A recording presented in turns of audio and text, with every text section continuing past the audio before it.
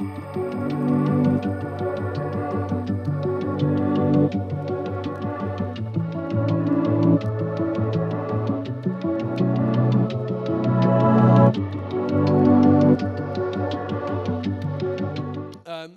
at a very young age, I just always felt the Lord had a calling upon my life. It was prophesied over and over again. And obviously, I think many of us sitting here, many of you might have been disappointed in a church that you visited. Something might have happened. And I wasn't really disappointed in a church. I was just disappointed in a couple of things that happened in the church when I was a young boy and in high school. So I always said, I love Jesus, but I don't like that. I love Jesus, but I don't like that. So at a time in my life, I was a bit offended towards a church. And very soon, the Lord said to me that you will never find a church that's perfect. Never. Never. You will never find a church that is perfect. And many of you remember I preached on it a while ago, and I said that even Jesus says, and the Word says, and Paul writes in Colossians, he writes in Corinthians, he writes and he says that we as a church, we are busy being built. Now, how many of you have seen a half-built building? Does it look perfect? Does it look nice? No, it doesn't. Why? Because it's still under construction. So when the Lord changed my attitude towards the church and the church system, Jesus spoke to me and he said, how can you be offended? How can you not like the church, but you like me? And Jesus spoke to me in my first year of Bible school. And then he said, you might be here because you love me and because you want to serve me, but my church is my body. How can you say, it's almost like liking someone or a married couple and say, I like the husband, but I don't like the wife. They're one. They are one. They are one before God. They are one. They've become one person. And that's what it's like if we say, I don't like the church. I don't want to go to church anymore. We are silly when we say that. It's because we missed the point, and I was silly. In the same way, because I was disappointed. This happened and that happened, and I was upset.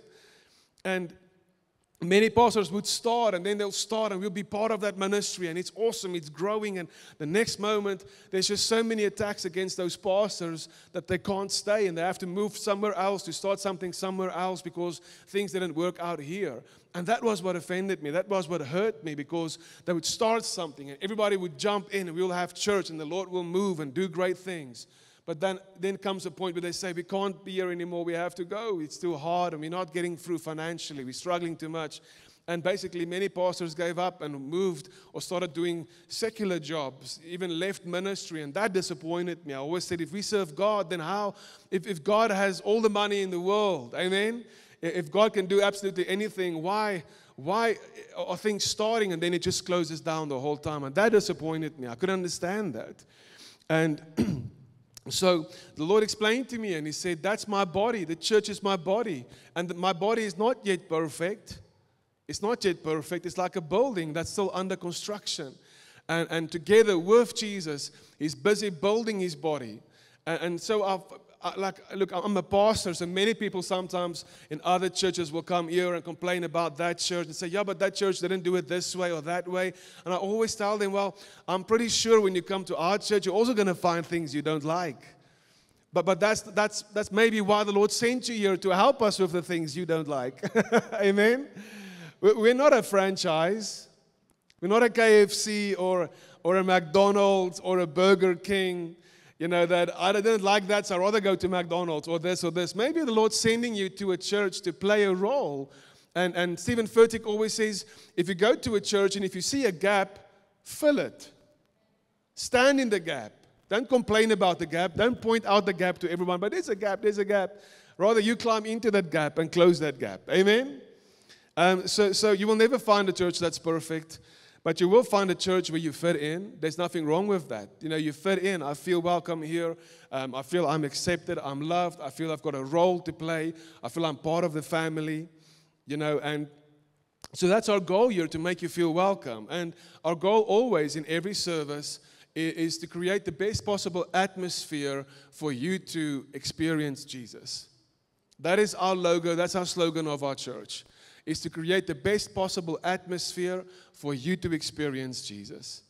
And yes, then we want to grow. We want to grow with you. We want to equip you, make you strong, get you even in full-time ministry if that's your desire. We want to walk that road with you. And so we are blessed, I believe, with good leaders in our ministry, good programs that we are busy with. And we really enjoy that. And so the Lord spoke to me and He said, you have to fix your heart. You have to fix your heart towards my church, because I wanted to be part of the church. And so when people would ask me, why are you going to Bible school? You're going to start a church? I always said, no way, I will never start a church. That was always my first answer. I will never start a church. I don't feel that's what I'm called for. I don't necessarily want to be a pastor. And when my friends ask me then, why are you doing it? And I would tell them, it's because I love Jesus. That's why. He touched me. He changed my life. That's why I want to go to Bible school. I want to give Him a year, see what I can do for Him in that year. And so my plan was that I would go to Bible school for a year, and then after that year, I would go and study. So my goal in high school was I wanted to be the best possible lawyer you could find. That was my plan. I was going to be a lawyer, okay? Full-blown lawyer, suit, tie, everything, the works. And today I can't even put a tie around my neck. But that's what I was going to do. I was going to be a lawyer. And so I prayed, and the Lord gave me a word, and I felt, yes, amazing. And I remember just before I had to make my decision of exactly what I was going to do, I was walking in the streets on my way to our home. And as I was walking, it started raining, and it was in a very busy road here in Middelburg. And the next moment I stopped, and I just felt, why do I have to try and figure everything out? God can just tell me what I need to do, because I've always had a close relationship with Him. And the next moment I said, Lord, I don't know what you want me to do. I feel what you want me to do, but I don't know what you want me to do. And I said, will you please just answer me today? And the Lord said to me, when are you going to surrender to me? I said, I've done it long ago. He said, no, you didn't. You surrendered your life to me, but never your future. And so the next moment I stood there and I lifted up my hands and said, Lord, I surrender to you. The next moment, as I'm standing there in the rain, in the middle of a very busy road in Middelburg, the power of the Lord came over me. I started shaking, I fell on my knees, and I couldn't stand up. So I was scared a truck or something was going to drive over me at that moment. But I was for 15 minutes on my knees in the middle of the road with the rain pouring down on me. And the Lord said to me, I need you to go to Bible school. So Pastor Latanya kept on praying for me to go to Bible school. Okay, every time she would speak to me, come to Bible school next year. You'll really enjoy it. And I said, there's absolutely no way I'm coming to Bible school next year. And so she kept on praying. At the end, I know it was my father's prayers, my mom's prayers, and Latanya's prayers that got me to Bible school. So I went to Bible school. And when I got to Bible school, a lot of things changed in my life. I just really met the Lord in a brand new way. That's how awesome God is. You think you know Him. You think that you felt His presence before. You feel that I understand Him. I've got a good relationship with Him. But with God, you can only go deeper. Always. And every time He will surprise you. The more you surrender. You know, even the Bible says that the angels bow down before God. They've bowed down for all eternity before God. And still, until today, when they look up and when they see the Lord, they see something new that they've never seen in Him before. Do you know that? And they've been bowing down before Him for all time, forever. And when they look up, the Bible says they say, holy, holy is the Lord God Almighty, and they look down. Every time they see Him, they see something new that they've never seen before. That's how great God is. I mean, people tell me, now I'm in a good spot with the Lord. Then I'm happy to hear that. But there's a better spot than your good spot with the Lord. Amen? You need to know that. You can always get closer to Him. You can always see something new in Him. And so that's what I realized in that year. And so to make a long story short, I was still convinced I'm going to be a lawyer. I'll be a Christian lawyer, Lord. I'll be a good Christian lawyer. And so I was in the service. And as usually with me, I almost never get a word. Almost never get a word, prophetic word. You know, it happens seldomly that somebody will call me out and give me a word. So here I'm in Bible school, and we are sitting. There's about 1,200 people in the church, and Prophet Benjamin Arday was preaching. So just before the service, a lawyer came to me and he said, Jamon, I know you want to be a lawyer. You know what? I've met you in this year. I've spent some time with you. And he said, I want you to be one of my guys. And he said, so I will pay for everything. There was no need for him to do that, but he said, I want you to work for me after your studies. So I want to sponsor you. Go and study, go and play rugby, go and do what you want to do. But I want you to be one of my lawyers. And even after a couple of years, I will give you a couple of my firms, and I want you to run it for me. And I will mentor you. I will be with you. I'll stick with you. I'll help you whatever you need. So of course, at a young age, that feels, hey, that's awesome. Amen? That must be the Lord that opened up this door for me. So I'm convinced, I'm in the service, I'm happy, I know exactly what I'm going to do next year. I'm just, my way is set, everything is in place, and that's what I'm going to do. So I'm stepping into the service with Prophet Benjamin Arday, and at the end of the service, he's calling out all my friends, and he gives all of them a prophetic word. It's like he chose all the guys sitting around me, and I'm in the center, and he's not calling me out for a word. So I'm getting upset. I'm saying, Lord, just confirm the word that you have over my life. And just confirm what the lawyer came and spoke to me about. He was a very well, and still is a very well-known lawyer all around South Africa. And I said, please, Lord, confirm that I'm going to be the best lawyer. I'm going to try my best, you know. And the next moment, you know, and if a prophet don't call you out, you need to always wear a shocking T-shirt or something before the service, if you go to prophetic service, okay? Or a shocking flower in your hair or something, and they'll see you. So I wanted to get a word. Man, I was so desperate for a word, and he's not calling me out. And he actually closes the service.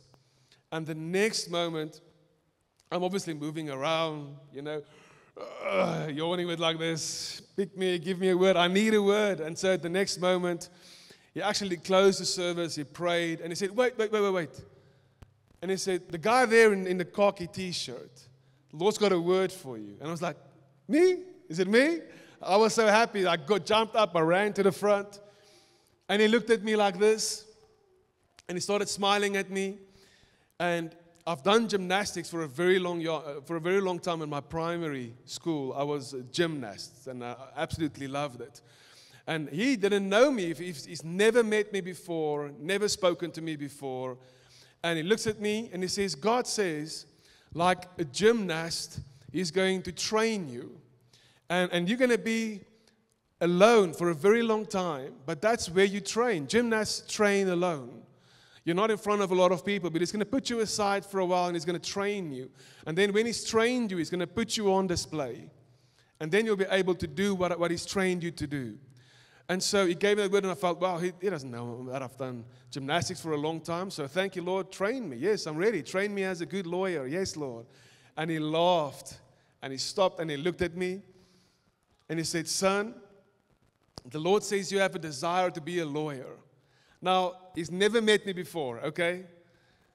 Now, he looks at me and he says, you've got a desire to defend people and stand in the gap, to help people, support people. You always want to do that. You're a defender. You're a peacemaker. That's what you want to do. And I said, yes. And I was, yes, Lord, I want to be. And he said, no, I said, you want to be a lawyer. And I was like, okay, where are you going? And the next moment he started laughing. He looked at me and he said, God says, you would have been a good lawyer. You would have done well. But God says you're going to be his lawyer. And he said, from now on, the Lord says you're going to be his lawyer and you're going to stand in defense of his name. And he said, so be ready. After that service, I went to the back and I was touched and I said, Lord, okay, I'll be your lawyer. And as I went to the back, the lawyer came to me after the service, said, Jamon, please, I heard the word that you received. But just finish your studies and you can always, after that, you can go into full-time ministry. And I stood there and I said, sir, the Lord spoke. I have to be his lawyer. And from that day on, I decided I'm going to full-time ministry. I canceled all my plans, canceled everything, went back home. And in the beginning of the next year, I was supposed to go and study and do all the rest. I got in my little purple Corsa that I had at that time. And I said to my mom and dad, I'm going back to Bible school. They said, what? We didn't arrange it. They don't even know you're coming. So I said, I don't care. It's okay. It's going to be okay. So from that time on, my future was not planned at all. I think my mom and dad were so scared. They didn't know what's this guy going to do. Because nobody knew, not even me. I had no idea what I was going to do. I just said, Lord, you gave me a word. I'm going to be your lawyer. You look after me. So I went to Bible school. Went back there. When I got there, the leaders of the church looked at me and said, why are you here? I said, no, I'm coming back for the second year. I said, but we don't even have a space for you. We don't even have work for you. What are you going to do? I said, no, I'm going to do my second year Bible school. I said, okay, we'll try and get a place for you to stay or get a room for you or a mattress or whatever. I just didn't care. I just didn't care. I got a word. The Lord spoke. And so, for all those who do not know, I called myself Tent Captain because all my other friends were preaching and doing things for the state for the second year, but they said, we have no space for you. We don't have an open spot for you. So what we can do is we can let you work in the garden. So here I started working in the garden. And I worked in the garden of the church. I pulled out weeds. I would cut off trees. I would mow the lawns. That was my work for about 4 months. And it was an awesome time for me because I ministered to the guys that I was working with every day. But I called myself Tent Captain, and I was Tent Captain. The garden looked really amazing at that time.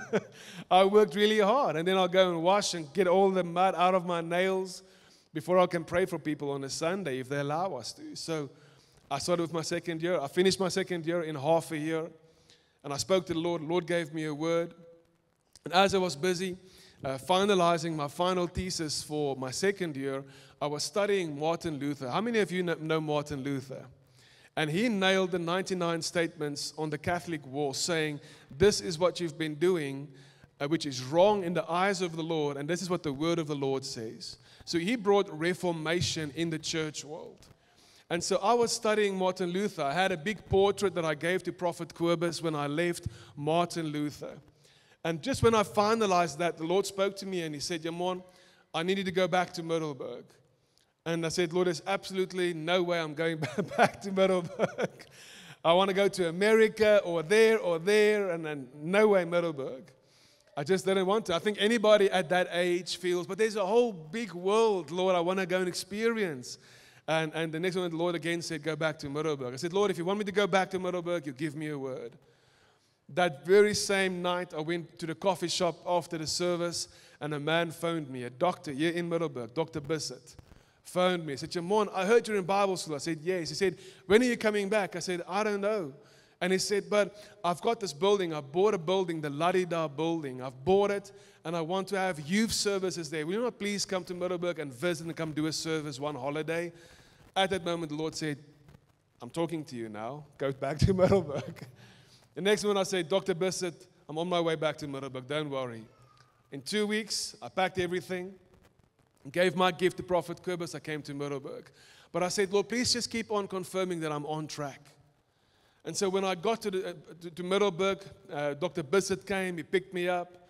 He said, I want to take you to the church quickly for you to go and see where we're going to have youth meetings or services. And so I kept on praying, say, Lord, just give me a confirmation. Give me a confirmation. And I was at that time studying Martin Luther, Reformation, amen. And so as I got to the building, just before I walked through the gate to go into the church, there was a big memory stone where there was engraved the Martin Luther Dutch Reformed Church. Martin Luther. And I stood there, I said, thank you, Lord. And so the Lord will always keep on giving me small confirmations, just keeping me in line with what I need to do. And so the Lord spoke to me that day, and He said, what did Martin Luther do? And I said to the Lord, He brought reformation. Where there were things wrong, He made it right by the Word of God. He got things back in place. The structures came back into place. I mean, at a time, people in the Catholic Church forced the people to give funds or money, because if they didn't give money, they would not be able to go to heaven. So there were certain things people believed that weren't the truth, that weren't according to the Word of God. And God used Martin Luther to bring that truth back into the church. So the Lord gave me a word. He said, I wanted to be a lawyer, stand in defense of my name, tell people who I really am, tell them that I love them, tell them that I'm not upset, not angry, I'm a loving God, I'm a loving Father. And then the next step he said, I want to bring reformation. So wherever you go, make things right. Amen? Like a lawyer, make things right. But he told me, I'm going to train you to have certain facts. If a lawyer doesn't have good facts, then he's going to lose the case. You need proof, you need evidence, you need facts. So the Lord kept on training me. And so now I'm in Middelburg. I'm preaching at that little church every now and again. And I said, Lord, but what am I going to do during the week? So the Lord said, go to all the schools. I'm going to open up a door for you in every school in Middelburg. And then when you go to the schools, I'm going to give you time in every school. And then I want you to preach. Even if it's for half an hour, I want you to preach. So at that time, it was really strict. I don't know if many of you remember, but they didn't allow anyone at the schools to preach, especially if you don't belong to a network or belong to a denomination. Now, here I come. I don't belong to anything. I belong to Jesus. Amen. And every time they ask me, I say, no, I belong to Jesus. Are you part of a church? No. So why do you want to preach? Because I love Jesus. And so many of the headmasters in the schools knew me because I grew up in Middelburg. Many of them knew me. And they said, okay, we don't know how it's going to happen, but we can't give you an official time. You're going to have to do it a bit sneaky. So we can give you break times. Ons gaan vir jou pauses here. And then you can come and preach. I said, okay, I'll do it. And I think many of them thought, there were so many other preachers and organizations, and things never kicked off. It would start, then it would stop. But before we opened up our eyes, we were a team going to preach at the schools, all the high schools, many times three schools a day. We would pack our guitar and speakers, go to the school before break time, pitch it up, and when pauze starts, we'll play guitar, sing a couple of songs, and the kids would come with their two broodjies, with their bread and sandwiches and the cool drink. They'll sit there and they'll come and listen. And so before we realized, we were preaching to more than 4,000 children every week. 4,000 children every week. I remember so many times at the school hall in Technies and in Kanonkop, Steelcrest, Middelburg High, the whole hall was full of children. There weren't enough chairs. And some of them would sit on the gallery. Some of them would stand against the walls on the inside. And we would preach to the schools. And the children started calling it their school church. So we started a school church. And then the kids would ask, can we have services? And we'll have big events every now and again with hundreds and hundreds of kids. And so our building got too small at Ladida, so we had to get a bigger building. And so we moved to the Mascot, so not the Mascot, but across the Mascot, there was an old Builders Market building. You remember that Builders Market building with the pillars? We started having services there. We had 800 cinema chairs, real cinema chairs, popcorn holder, and a Pepsi or a Coke holder, cool drink holder on the other side. So people would come to church, and we actually sold popcorn before the service. So everybody would have a popcorn, sit in the sermon, listen to the sermon, eat popcorn and drink a Coke. So we had that Coke and popcorn special before Sunday services. But we put in 800 real cinema chairs. We had awesome services, Friday nights, Saturday nights, Sunday nights. And then we actually signed a contract to have the building for 6 months. And things were really going well. And at that time, I was still 20 years old, 19, 20 years old. And we had other two pastors as well. The one pastor then left in that week. In that week, horrible things happened. Every attack you can think of just happened. And the next moment, the owner of the building phoned me in that very same week. Said, Jamon, I'm so sorry. I know we had a contract, but I'm going to have to cancel it. I sold the building. And we have to build a wall right in the center of the church. Now, many of you sitting at Marshall, many of you sitting here, you've been in those services. We had awesome times. For us, we were heartbroken. We were always looking for a big enough building, and we couldn't find a big enough one. And now this one was perfect, and now we lost the building. And so, to make a long story short, they started building that wall right in the center. I had to take out all our new carpets, take out all the chairs. And some of you might know Nikki van der Westhuizen, pastor or apostle Nikki van der Westhuizen. And I gave all our chairs to him. I sewed it into his church. And it felt like now we lost everything. And I felt like, Lord, why is this happening? And we couldn't have services anymore because we had no building. So I bought a tent. Always got a plan. So we bought a tent. The tent that we still have here today. I bought a tent. I said to the people in the church, if you can't have services now, I'm going to type out a sermon on a pamphlet. And me and my friend Jaku, we would get in our car and print hundreds of those pamphlets, and we would drive to all the people in the church, to all their homes. It would take us a whole Sunday from the morning early. We'll drive, take our sermons, go and drop it off of their homes because we couldn't have a building to have church. So we'll go and give them a sermon, all of them, that whole Sunday. And then late Sunday afternoon, we'd get home because we could get the sermons to all the families and to all the people. And then we started pitching up the tent. And then we were in the tent for longer than a year. So we had an awesome team. We would get all the tents and all the pegs and everything ready, pitch it up on a Friday, get the tent up. Now the tent was for a long time across Midwater. That corner there across Midwater Engine Garage, just right across it, we would pitch a tent up there. The municipality gave us a power supply. We would have this massive long extension that goes to the tent. Pitch it up on a Friday, usually mow the lawn in the tent on Saturday, get that ready. And then we'll go from Sunday morning, we'll get up and we'll pack up chairs. Now usually we're 4 or 5 buckies with trailers. We'll get all the chairs, sound equipment, the carpets, everything we need. And then we'll roll out the carpets in front. We put the drums in. We get all the sound equipment ready, the mixer at the back, get all of that done. And meet all the ushers before the service, pack out all the chairs. We could sit about 200, 250 people max. And most Sundays, that tent was full of people. Amen? Many people still here today got saved in that tent. They drove by and thought, what place is this? We don't have a church, but here's a tent. Let's go to the tent service once. And I absolutely love tent services. This roof was almost a tent. Like Menlyn Mall, I wanted to put up a tent structure, tent roof. We never got to it, but that's what I wanted to do at that time because I love the tent meetings. So we had services in a tent for a bit longer than a year. And as I shared many times, we would work really hard, to get up that tent. We would put it up every Friday, take it down every Monday. For longer than a year, every Friday, every Monday, through the storms. We were sometimes in the services and the rain would form like a river going through the tent, and the people would put their feet upon the chairs like this.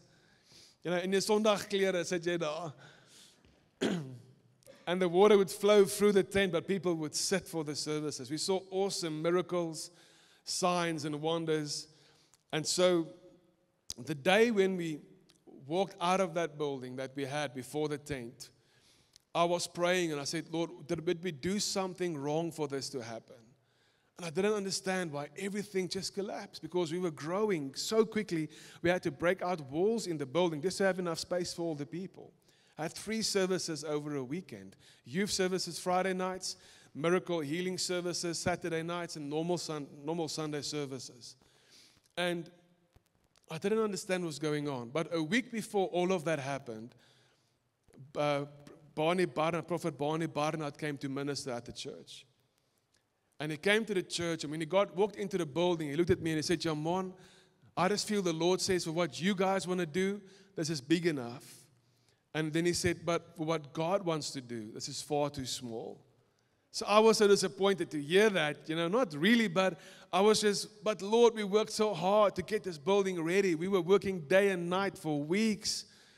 And now he comes and says, it's too small for what God wants to do. So I just said, Lord, well, your will be done. And I remember I had to lock that building and take the keys to the owner that day. And I sat there crying. I said, Lord, what are we going to do? What are we going to do now? I've got no plans. What are we going to do? And the next moment, while I'm sitting there, Pastor Latanya phoned me. My phone rang, answered. And Pastor Latanya said, Jamon, I don't know why I want to share this with you because I know you guys are happy with the building where you are. So she had no idea what was going on. And she said, I know you guys are happy with the building and you enjoy the building where you are right now. But I had a dream last night. And in the dream, I dreamed that you built a big Christian center on a hill somewhere. And she said, and in the dream, I saw horses running across the road. And when I turned around, I saw a big dam at the bottom. Now, Roberts weren't built yet at that time. And there was a big horse stables right against the road here. And I said, okay, did you dream that? And she said, yeah, I had that dream. And you were building all these buildings, Christian center. It's amazing. And I just wanted to share that with you. And I said to her, okay, I'll receive it as a word of the Lord. So that day, I said, Lord, well, if you've got something better for us, then I'm going to go look for it right now. So I went to the town council and I looked at that big map. You all know the big map in the town council. I looked at the map and I looked around. Where's horses? Where's the dam? So first of all, I found a dam. And the next moment I saw, but here's horse stables. And the next moment I looked and I saw this open area next to all these homes where we are right now. I went to the engineer. I said, listen, we really want to get a piece of land. We're going to build a church. And she said, oh, do you know how many pastors I've had in the last week? And they all come and they all want to apply for a piece of land to build a church. But we don't have land and it's going to take long and anyway. I said, don't worry, I bought a tent. We're going to have services there for the time being. But in the meantime, God spoke, we need to get a piece of land. And so, make a long story short, she laughed at me. She said, there's no way we're going to get this property. Many businessmen, many developers, even churches wanted to buy this piece of land before. And all of it was disapproved, not approved, not going to happen. There's too much work. There's too many rocks. There's no water. It's just going to be too expensive to build here. So I said to her, the Lord spoke to me, and I know that this is our property. We're going to buy it. We're going to build a church or a Christian center. And so we applied for it, and the next week we got a letter in the mail saying, so sorry for the inconvenience, but we are not accepting your tender to purchase the piece of land. Please try and find other options. And you can even ask my father. He looked at it as well. So we had the letter, and I was so disappointed. I said, no, Lord, you spoke. So one morning we were on our way to Mshluzi, and me and the team, we all stopped on this property. We sat underneath a tree, took the swirl, and as we took that swirl, we held it in our hands, and he said, in Jesus' name, Lord, you gave us a word. We take this property. Even if they said no, we say yes, and we receive it in Jesus' name. And a week later, my dad came to me and said, hey, there's another letter from the town council. We do want to have a look. So many of you know the story already, but there's so many sitting here that doesn't know the story. And I took that letter, I opened it up, and it stood, we just want to congratulate you for your application to purchase RF 7752. It is approved by us. This is the amount that you have to pay. I was like, what? Last week they disapproved it. They didn't agree to the terms. They didn't agree for us to buy it. And now a week later they agree. So I took the letter, I said to the lady at the town council, thank you so much for accepting our request to purchase the property. And she said, what? I said, yes. She said, there's absolutely no way. I know I did not approve it. I know the other lawyers didn't approve it. Didn't you find the first letter? I said, yeah, we found it. But here's the second one, and here you all approved it. She said, there's absolutely no way. Went on a system, approved. Look at the letter, approved of all the signatures. She couldn't believe it. She said, but people are going to be upset now because to everyone else we said no, but now you got this letter. I don't know how you got this letter. I said, well, me too, but we've got it. And she said, well, okay, that's the amount, that's the date. Get the money before the date, and then you can buy the property. So I said to the church in the tent, hey guys, we got a building, and we want to buy the property, so we're going to start saving up to get the funds to buy the property. At that time, it was about 222,000 rand for 1 hectare to buy it here. A special price for a church, much cheaper than what it would usually cost. And so we spoke about it, and at that time, we then moved from the tent into the Basmet Information Center right on top of Dross. We were there for about 2 years. We were in that building. And so we're praying about this property and how we're going to buy it and save up and this and this and this. So at the end, we saved up in a short while about 22,000 rand. And I prayed, and as I was praying the one morning, the Lord spoke to me and he said, Jamon, there's a pastor in Mshluzi. He needs to finish his building. He needs to put in windows and doors. And I wanted to take all the funds you have, give it to him to finish his building. Don't worry, I'll provide for you to buy the land. And so I took out all the money out of the account, which we were saving up to build our own church and to buy our own property. So people weren't too happy about it. They said, now you're giving away all our money. What are we going to do?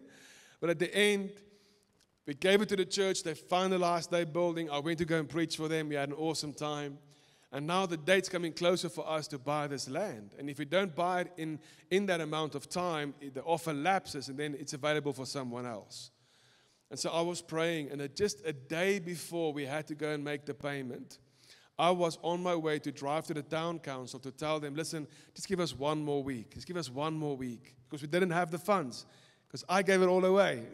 So we didn't have any funds. So I was busy driving out of the driveway, and the next moment, a man came in, stopped in the driveway, said, Jamon, how much do you need? I said, we need about 222,000 rand. He said, okay, I'll write you a check today. Go and pay what you need to pay. Isn't that amazing? And so we bought the land.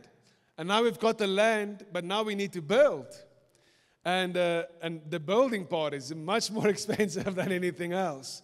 But to make a long story short, and just share a couple of testimonies, we started building the small building on top, and all the families and all the people in the church just started giving towards the project. Somebody would phone and say, hey, can we put up the roof for the house? Hey, can we help with concrete? There were businesses in town started having fundraisers to help us build the skateboard park, the putt-putt courts, and me and Ernst would drive around with a trailer and pick up all the rocks, take out grass, certain areas. We had no money, so we would take out grass it's not people's lawns, but in areas where you were allowed to do it. And we would cut it up in lines, and we would plant all the grass all over. So all the grass you see here on this property, we planted with our own hands. Okay, so we worked here day and night. And so we built all those buildings. We built a small building where we have children's church now, and where Stepping Stones is. We built that building, and we had church there for quite a couple of years. And I was always praying, saying, Lord, when are you going to allow us to build the main auditorium? And people just gave, and we could just build everything without a cent of debt. Isn't that amazing? We could always build whatever we needed because the Lord gave us a word. So the goal for our church was always not just to be a church, not to be another denomination or another network church. Our goal was always to work together with all other churches. Amen? We have to look at the bigger picture, is to really work with all the other churches, really work together with all the schools and organizations, and to really make a difference in our community. That's always been the goal. And me and Aisha, when we got married, we always thought that the Lord's going to use us to build orphanages and children's homes, safe houses, rehabilitation centers. We always felt that's the road that we're heading into. But the Lord was always busy doing certain things in a very clever way. And today, if I look back over our lives, I can see how clever the Lord was. Yesterday I spoke about how awesome love is, and that love is so powerful that we can't explain love to people. You can't. And God says that He is love. And you cannot explain God. You can't understand Him. Our understanding is limited. He's too great for us to understand. Amen? He's too big and too wonderful and too great to understand. We will never understand Him, the way He does things, why He decides to forgive when He forgave, healed when He healed. There's so many things about God that we can't explain. He's too great for our understanding. So if God says God is love, then love is also too great for our understanding. Amen? It's not something you can understand. It's something that you experience. And so at that time, there were many things I didn't understand. And so for a certain time, we were in that building, didn't take on anything else, having services there. And the next moment I prayed the one day, I said, Lord, when do you want us to build the main auditorium and really start doing what we need to do? We want to build children's homes. We want to build a rehab. We want to build so many things, but it's a big plan that we have. And so when I was 24 years old, Pastor Wesley Alfonso came to preach. Many of you will still remember him. And the one day, he didn't even know about the plans or any ideas that we had, but he grabbed me on my arm and said, Jamon, the Lord has you where He wants you to be right now. But the Lord says you are going to build Christian centers, and not just in Middelburg. Middelburg will be your first Christian center, your first model. And He said, but I see other land as well with projects. And He said, then you're going to spread out from Middelburg and all over South Africa. You're going to use that model and implement it all over South Africa, a Christian center. Amen? And always like the farm that we have now as well. It all works together to make a difference in the community. And he said, that's going to happen, not just South Africa, but all over Africa. And he said, I even see in other continents, you're also going to start these Christian centers that you are busy with. And the Lord's going to do a great work. Amen?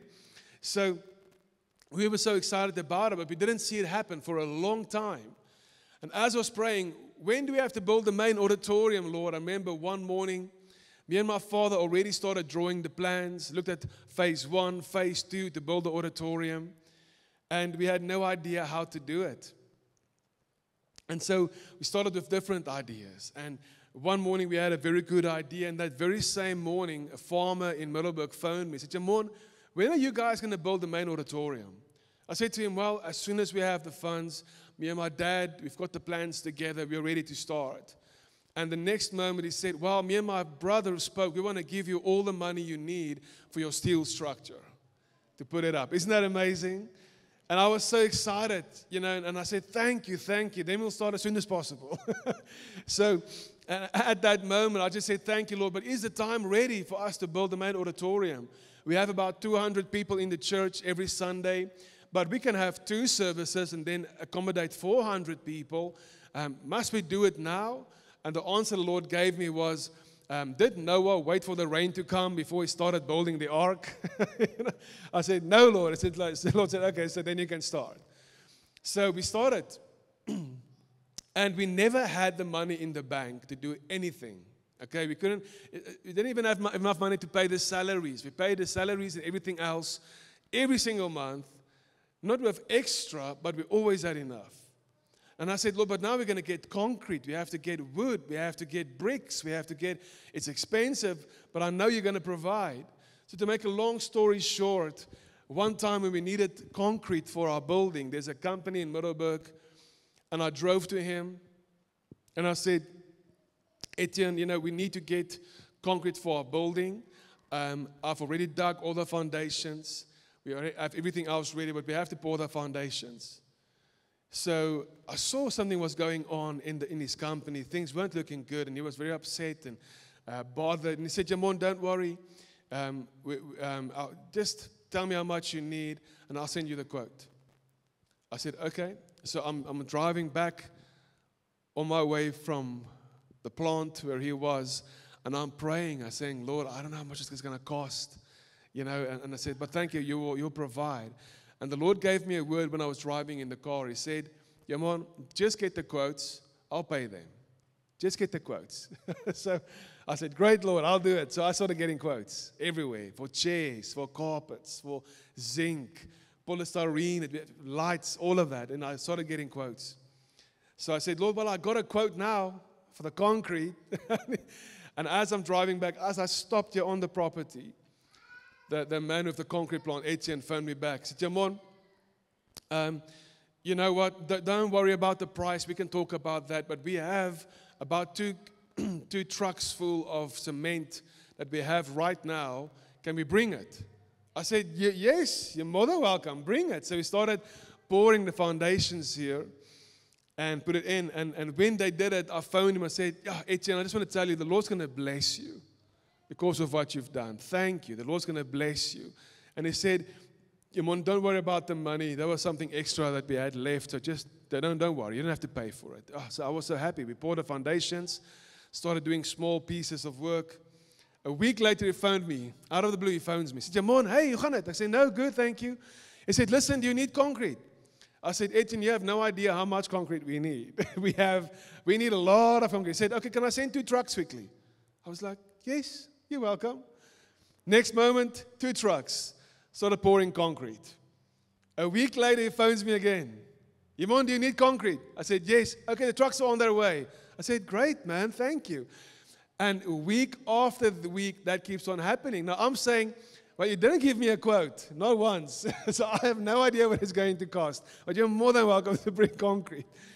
And at 3 weeks later, after that, he phoned me and said, Jamon, where are you? I said, no, I'm at the church. And he said, can I come to you quickly? And I said, yes, you can. So he came here and he stopped here in front of the church. He got out of his bakkie, and he's a big guy. He got out of his bakkie and he's weeping. He's crying like a baby.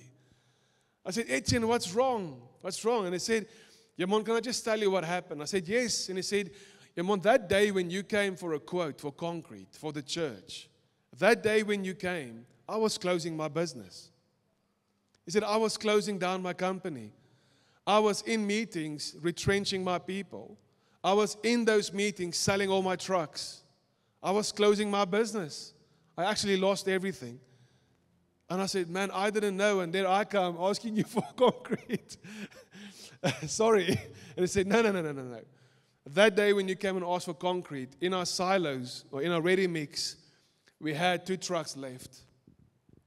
That we're going to give to a client just to finish the work and just be done with my company. He said, but when you came in, the Lord spoke to me. The Lord said to me, that He will change my company. He will save my company if I give that concrete to you. So that's why I phoned. He said, well, the trucks are on their way. He said, Timon, can I just tell you, there was a big contract that we tendered for in Kransput. You all remember when they fixed the road in Kransput? It was a very big contract. And he said, we tendered for it, and that contract was going to save our company. And said, we didn't get it. Can I just tell you that the day after you phoned me and said, the Lord's going to bless me, I said to the Lord, okay, Lord, then please give us a contract or just give us something. He said, after you phoned me, he said, the Lord's going to bless me. Directly after that, the project manager from that tender phoned me. Said, listen, we are not too happy with the guys there at the moment. We want to give you a certain amount, a certain percentage of the contract. Are you guys ready for it?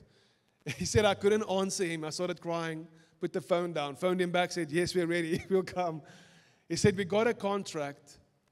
We started on that project. And then the week later, I felt, well, I want to bless Yamon again with concrete, or the church again with concrete. So we sent the truck. He said, immediately after we dropped the concrete at the church, when the trucks returned, the project manager phoned me again. Said, listen, what's your capacity? He said, no, we can do this and this and this. The manager said, well, we want to give you a bigger percentage of the contract. He said, so immediately afterwards, I phoned you again and said, do you need more concrete? Can we bring you some more concrete? This is working. And so it happened week after week after week after week. After he was going to sell all his trucks, sell his plant, retrench all his people, he said, we doubled our people. We doubled our trucks. Hallelujah. And we even opened up 2 new plants. I think it was one in Nigel and one in Witbank. He said, Jamon, I can't explain it. We had nothing left. We had 2 trucks of cement. And he said, that's all I had. But it reminds you of the story that where the lady said, we have nothing but 2 sticks, oil. This is all we have. Sometimes all God needs is what you have left. And He will give you much more than that, because it is all the principle of trusting God. And so Etienne's company completed. I remember that at the opening I asked him, please share your testimony. And he shared a testimony in front of all the people, an amazing testimony. But so I can testify about the steel, the chairs, how the Lord blessed companies who helped us to build this Christian center. Made them strong where they are now today because of that. I know it. And it's so amazing throughout these years to see how the Lord did all of this. And we bought the land. We built the main auditorium. We had awesome services so far in this Christian center, helping people to rehabilitate people, in Hope Corner, stepping stones, the special needs children. At a time, we had a Bible school. But we had all these things that we are moving in a direction where I know everything is going to fall perfectly into place because the Lord is in it. And there's seasons in the church, there's seasons in our lives, but what the Lord has done is so remarkable. And so after we've done all of this, I still said, Lord, but there's still something bigger that you want to do. And all of you know that I've shared the testimony with you that for 7 years we've been praying for a piece of land where we can have a farm, rehabilitate people, build a children's home, build a skills center, build a market. We've got the whole plan, wedding venue, where we can have camps, men's camps, women's camps, school camps. We can do all of that. Wie van julle onthou nog veldskool? Wie is nog jonk, wie is nog best oud genoeg, sorry, om veldskool te onthou. We want to do that for the youth, have camps. I know that so many of my friends' lives that change in those meetings, on those camps. So we want to have these camps, a children's home for more than 100 children. We want to have all of our facilities, and we couldn't do it. They never allowed us to do it here. So I knew, Lord, this is the Christian Center, the Bible school, the church, stepping stones. But I know we're going to get to the place where we're going to get into the second phase of our model, and that is to have the children's home, the orphanage, and then rehabilitation center, skills center, the farm, the produce. We're going to get to that second part. And I knew that the Lord would provide. And I've shared this with you. But I even said to my wife, I said to Pastor Aisha, I said to her, honey, I'm going to put the house on the market. And she said, why? I said, I'm going to twist the Lord's arm a little to get things done. And she started laughing with me. I said, let's just do it. We don't have the money we need for the farm. The farm that we wanted to buy was 11 million rands. We didn't have the money. We could maybe get 3.5 million for our house. So I said, just put it in the market. The Lord will come through. He said, but Jamon, what if we get the house sold? Where are we going? I said, I don't know yet. But I do know that the Lord will make a way. So we had a lot of plans last year. It was a difficult year last year for us as a whole family. Last year was a hard year. And especially after lockdown, at a time we had 3 bands in our church. You never saw me on stage playing because we had so many guitarists, so many drummers. At a time we had 10 drummers who had to rotate just for them to have an opportunity. So we had so many leaders, but all of you know, after lockdown, so many of our strong leaders and families in the church left to many different areas after lockdown because everybody's life changed after lockdown. And many of them moved overseas, different areas, different cities. So we had a big move in our ministry. And last year was a tough year. But at the end last year, I said, Lord, when are things going to turn? And my words was, Lord, there's day and there's night. There's high tide, low tide. There's seasons, winter, summer.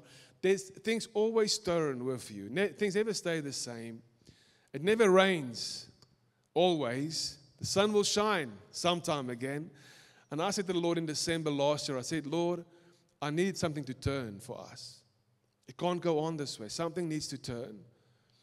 And I remember that morning, the Lord gave me a word, and He said, the tide has turned. And I, silly enough, took my phone, started typing out, the tide is going to turn. And the Lord said, hi, Kona. I said, the tide has turned, not going to. And the next moment I took my phone, put in, the tide has turned. I remember I was walking 4 o'clock in the morning, lots of stress, a lot of sweat going down my head, saying, Lord, if you said it, I believe it. And I remember I stood in the hall, 4 o'clock in the morning in our house. I put my hands up and said, Jesus, the tide has turned. Things will turn in this week in Jesus' name. Now, let me just tell you, there were 3 things that I was praying about. We sold our house 4 years ago, didn't get all the funds we had to get. It was kept aside. The person couldn't pay it. And we were waiting for those funds to come in just to get through, And there were a problem with my car. They didn't fix it for a long time. Still praying for them to fix it. So we also want to buy the farm. And the house not getting sold. We need the break. And the house in the market for 4 years. Nobody even comes to look at the house anymore. And I said, Lord, it's a good price. What's going on? Lord just said, not time. So after the Lord gave me the word saying the tide has turned, I just knew something was going to happen. Now that's in December, now just before Christmas. And I said, Lord, the tide has turned. Just after that day, the next day, the person who bought my house phoned me and said, Jamon, I have the funds available finally. Can I pay it over? And I was like, yes, you can pay it over. Thank you. The next day, the company, the dealership that I bought my car from, phoned me and said, listen, Jamon, we're going to arrange all the parts. We spoke about it. We're going to fix everything we need to. It's going to be like a brand new car. I said, well, awesome. Second thing, I said, Lord, now there's the one thing left. It's the farm, Lord. It's the farm. And that Monday morning, I woke up and I had this amazing dream. I shared the dream with you. And it's a very long dream, but in that dream, a man came to me in the dream, gave me a gift, said, Jamon, here's everything you and Aisha need to go and do what the Lord wants you to do. The things that you've dreamt about, here's everything you need to go and do it. And in the dream, the man said, why aren't you happy? I said, because I don't want to wake up. I don't want to wake up right now and realize it's only a dream. It feels so amazing to have all the funds we need to go and do what we want to do, but I don't want to wake up and then realize it was only a dream. And in the dream, he laughed at me and he hit me on my shoulder. He said, don't worry, I'll be here on Wednesday to prove to you that it's going to happen. So I shared the dream with Aisha after I woke up, very upset, very angry. I said, I had this dream. And she said, but it's an awesome dream. I said, no, it's not. I'm awake now. And it was only a dream. And I looked at her and I said, honey, we've been disappointed over and over again the last couple of years. I can't take another hit like this. I said to her, I don't want to be disappointed again. I'm tired of getting disappointed. We've been praying for 7 years for this to happen. Every time it looks like it's going to happen, then it falls apart. Looks like it's going to happen, then it doesn't happen. And I said, I don't want to get people's hopes up anymore and then disappoint them. I feel like a disappointment. And that's what I felt like. And so it's Monday, nothing happens. Tuesday, nothing happens. And I'm trying my best to just forget about that dream. Get it out of my head, regroup, start over, just go for it. And so Wednesday morning, we go to the gym, me and Aisha, and they were busy. When we got back home, busy cleaning the guinea pigs' cages, and we didn't expect anyone to show up at our house. And so the Wednesday morning, a good friend of mine phones me. He says, Mona, are you at home? I said, yes. He said, listen, I've got somebody who's going to be interested in your house. I said, okay. And he said, can we come and look? I said, yes. So they arrive. They stop there at the house. They look around. And the guy says, listen, I'll buy the house. How much do you want? He said, this is the amount we want, but this is what the agent said we can get. He said, no, I'll give you what you want. I'm like, okay. This is good. This is really nice, And he said, yeah, when can you move out? I said, no, we can move out immediately. Whenever you want us to move out, we'll move out. And Aisha was like, what? Where are we going? I said, it doesn't matter. Lord will provide, don't worry. And we've got 4 kids, okay? 8 dogs, 2 cats, 40 koi fish. We had 7 bunnies at that time. We had a tortoise. Yeah, we've got a big house with a lot of family, big family and a lot of animals. So we had no idea what we were going to do. But he looked at me and he said, but I know you. You don't know me, but I know you. I said, okay. And he said, yeah, I've been watching your services on Facebook for the last couple of years. I said, okay. And he said, yeah, I know you're in ministry. And he said, but where are you going if your house is sold? Where are you going? I said, well, I don't know yet. And my friend, Donna, said, listen, no. They've got a vision. They had a vision for a long time. They want to buy a farm. And on the farm, we want to put the orphanage, the children's home, make it a self-sufficient farm with a turnkey business that will look after people, help the community, and then provide for them at the same time and train them at the same time. He said, I love that idea. And he said, but we also want to do it. As we're standing at the back of our lawn. But I also want to do it, Jamon. And he said, where's the farm?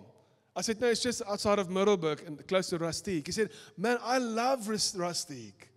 I have all our meetings there for our companies. We have all our workshops there. I love that area. And he said, can we go and look now? I said, okay, yes, we can go. And so we got in the cars, got to the farm. We stood there, and he said, how big is it? 48 hectares. He said, okay, what are you going to do?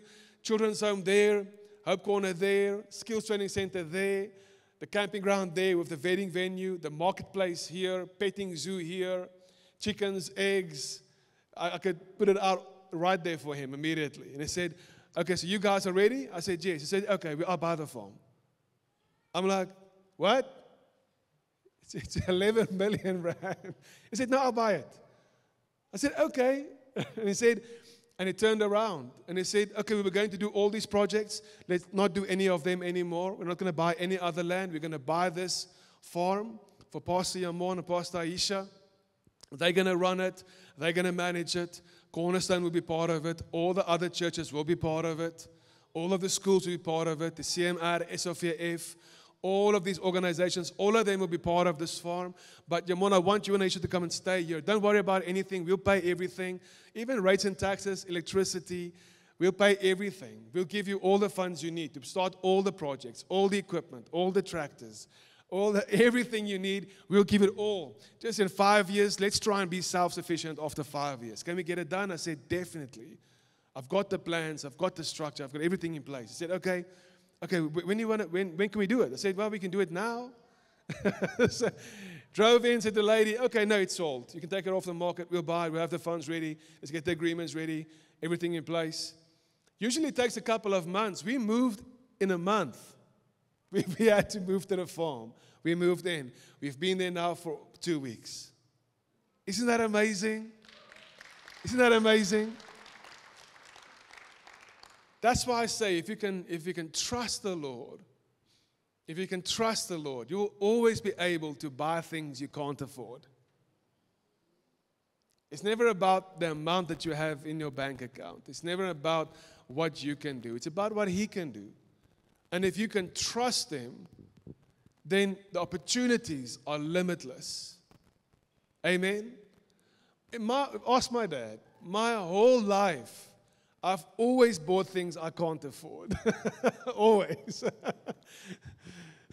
Always. I always get things that I can't afford.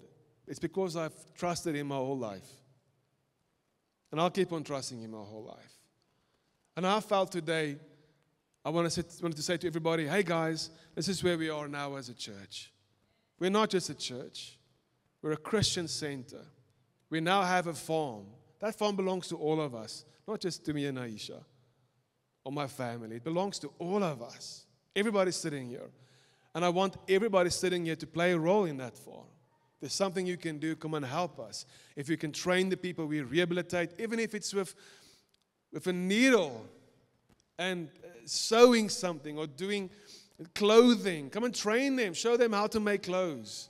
Come and show them how to plant. Go and show them how to farm, how to weld, how to do woodwork. We're going to put all of that together. We have the storerooms there already. We are busy with maintenance now, but very soon we're going to start cleaning the whole property. We're going to start planting. We're going to start so many different projects. And I want to get all the businessmen here involved in what we're doing. To come and train, and not just for that, but also to come and do work on the property. So we have that goal. We may have the children's home. We might even start a little school there as well. We're going to need teachers to come and help us. We're going to need nurses to help us. So we're going to need so many different people. We would love for all of you to be involved in that. Not just here at the church, not just in the Bible school that we're starting soon next year on the property, not just with all the rest of the projects, but with everything else. And that's why I wanted to share this with you, for you to really understand the vision of where we are right now and where we are heading. Amen? And so, with that in mind, let's all stand together. I'm going to close the service today. And I just wanted to share that with you. And maybe you are here at a young age even. Maybe you are here now in a situation where you don't know yet what to do or what to decide. Maybe you are in between two things. And you don't yet know, and you say, Lord, but I've got this feeling in my heart, but I'm not yet sure exactly what I have to do. Maybe you're saying, Lord, I've had these plans, but it didn't work out for so long. What do I need to do? Must I do something different? Must I start a new venture? Lord, must I retire? Must I just go and rest a bit? Take a year off? Do I need to take a sabbatical? Do I need to go and fast for a while? And many of us might be asking these questions and might be speaking to the Lord, saying, Lord, should I just stop a couple of things to spend more time with my family? Or should I appoint somebody in my company to help me run the company?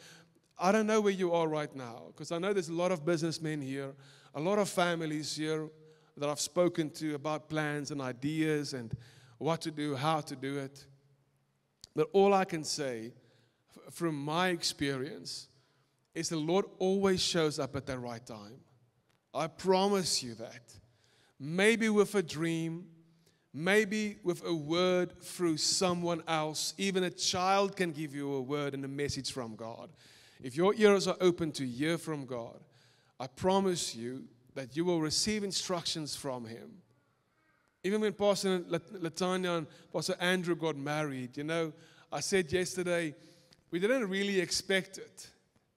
because both of them went through heartbreak. You know, and I said, but that's how God works. Even when you don't expect it, it happens. In the beginning, I made a joke. I said to Tanya, jy and Andrew, hey. And she said, stop it, man. Nee, geen manier nie. They got married yesterday. They are so in love. They are so happy. And they're so in love with the Lord as well. It's just amazing to see what the Lord did. But the Lord knows what He's doing. And sometimes when things don't happen the way we want them to happen, we think God is not in control. God doesn't see me. God doesn't understand. He knows what you need. He knows what you've been praying for. So don't give up. Keep on pressing through. Yesterday, I saw a surfer, and in his own words, he said, I'm like the only black surfer you'll ever find. How many of you saw it on SuperSport when you watched the rugby?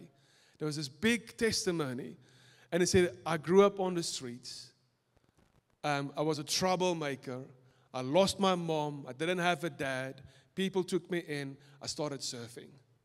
A South African, young black South African boy, started surfing. He said, and everybody laughed at me because I'm like the only black surfer on the beach. Everybody laughed at me. He said, but the people that was with me started loving me, caring for me. And they saw I had a talent. And all of them motivated. I had nothing. I only had surfing. I would eat and surf, sleep, eat, surf, sleep. That's all I did. And he said, and I just kept on surfing, kept on surfing. And he said, and in 1 year, when he had absolutely no chance to win the competition, he had the most silly wave, the smallest wave. He said, I'm just going to give it the biggest air that I can possibly give. And he got air, and he made a 360 in the air, came down, and he got a 9.7. Nobody could believe it, and he won the competition. And he gave his testimony. He's now one of the best in the world. And he gave a testimony saying, I just decided I'm never going to give up. But I knew my time would come. If I can tell you your time is next year or your time is in 5 weeks, are you going to give up? No. So I can tell you that your time will come. Just keep on going. Amen? Just keep on going. Don't give up. Keep on trusting the Lord. He will do what He promised. I waited 20 years. I thought it was going to happen in 2 years, 3 years, 20 years. But here we are now. It's solid, it's stable, and the Lord's going to do the rest of the work. Amen? So I just really want to pray with you before we come and give today. Let me pray with you. Lord, I want to thank you that all of us standing here in this building will know that we cannot serve God and money. I know how many times I've asked you, but how are we going to do it? And you said, stop asking me how you're going to do it. I'll do it. And Lord, I want to thank you that you will answer everybody in the same way that's here this morning. That you will tell them, stop worrying, I will do it. Whatever you're praying for, I will do it. If there's no way, I'll make a way. I am the author and the finisher of your faith. But don't lose your faith. And I want to share that with you today. And I thank you, Lord, that I could do that today. That everybody here will once again get hope, get energy, get strength, be excited, have an expectancy for the future. Not to think that everything's getting worse. Because when we are in a relationship with you, Jesus, things can only get better. And if it's not your will, let it stop today. Open up a new door. I pray for your favor and your grace over our companies, our businesses, our finances, our families. I thank you, Lord. I want to declare today that people in this church, those listening to this message, will start to buy things they can't afford. We will start, our currency from now on will be faith. And we will not be limited by anything else. I thank you for that in Jesus' name. In Jesus' name. Amen.